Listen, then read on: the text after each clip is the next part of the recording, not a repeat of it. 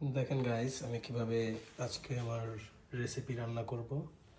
So এখানে সব কিছু আছে, আমি আপনাদের দেখাচ্ছি কীভাবে কী করা লাগে। এখন আসলে আমি এখানে স্টুডেন্ট বিষয়ে আসছি। সো আমাদের কাজ আমাদের নিজেদেরই করা লাগে। এখানে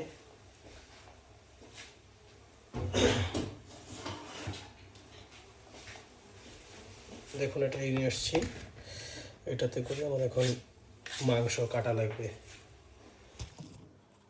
এই যে এটাইতে আগে হলুদ দিয়ে ফেলছিলাম গাইস। এই যে দেখুন, এবার আদা দিব 2 চা চামচ, 2 চা চামচ আদা,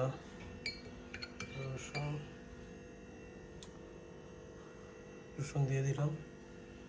এখন যে মরিচ আপনার পরিমাপ মতো দিবেন।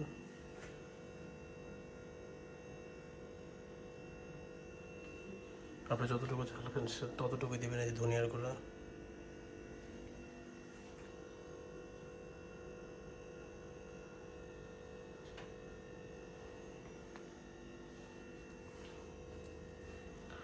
আসলে সব রকম মশলা পাওয়া যায় না তো এখানে, সেক্ষেত্রে সব রকম মশলা ইউজ করতে পারতেছি না। এটা এখন পেঁয়াজ,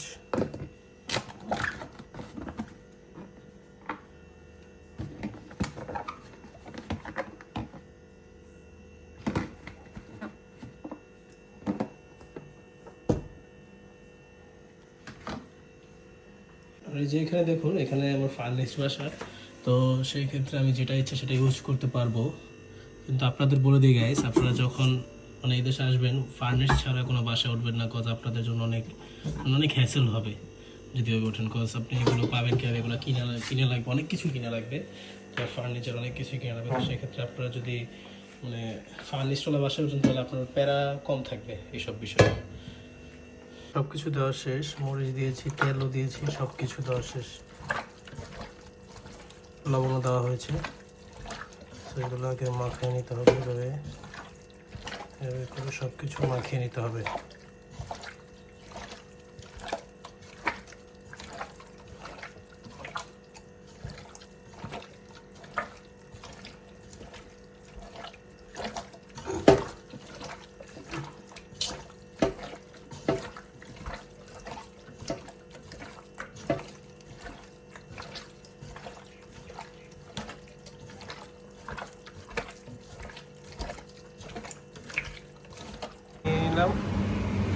এখন সেটাই করেছি, এটা কষাচ্ছি, ভালো করে কষাচ্ছি, কষিয়ে নিচ্ছি।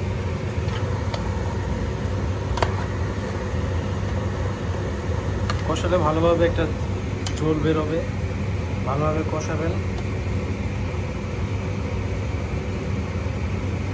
Almost finished. এখন হচ্ছে আমি এটা করবো, এটার ভিতরে দিব। ইটস অলরেডি ডান, এটা প্রায় হয়ে গেছে মাংস। কিছুক্ষণ পরেই খাবো, দেখি কীরকম টেস্ট হয়। হচ্ছে এভাবে কষাবেন, এভাবে কষালে ভালোভাবে কষাই নেবেন। এভাবে মাংসগুলো এভাবে ভালোভাবে কষিয়ে নেবেন।